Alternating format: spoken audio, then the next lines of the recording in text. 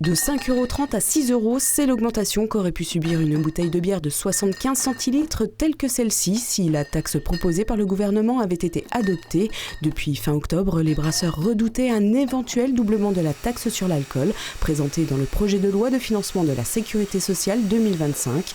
Le rejet par les députés en début de semaine laisse donc un peu de répit aux 130 000 acteurs de la filière brassicole qui, comme Vincent rencontré avant cette décision, s'inquiétaient de l'avenir des brasseurs. Il y a quelques années, il y avait une ouverture de brasserie par semaine. Aujourd'hui, c'est l'inverse, c'est une fermeture de brasserie par semaine. Ça va impacter directement toute la filière parce que qui dit hausse de taxes dit hausse de prix.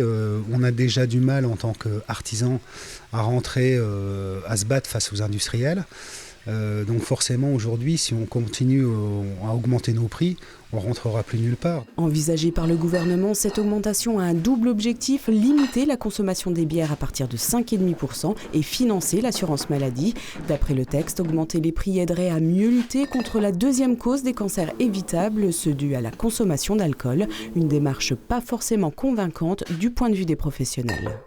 Ça ne changera rien à l'envie des gens d'acheter de la bière. Si nous on absorbe la taxe, notre prix sera le même.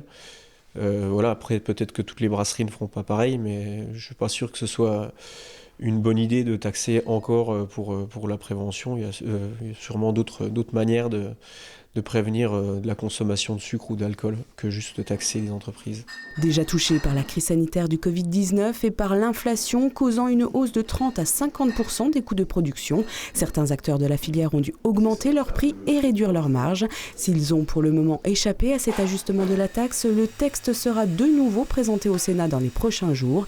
Et en cas d'adoption, la Madelon à Saint-Étienne-les-Remiremont, par exemple, envisage de réduire ses marges et sa production, passant d'un conditionnement de 33 centilitres à des bouteilles de 75 centilitres moins énergivores. On compte à ce jour une vingtaine de brasseries dans les Vosges. Certaines ont sollicité des parlementaires vosgiens pour défendre leurs intérêts.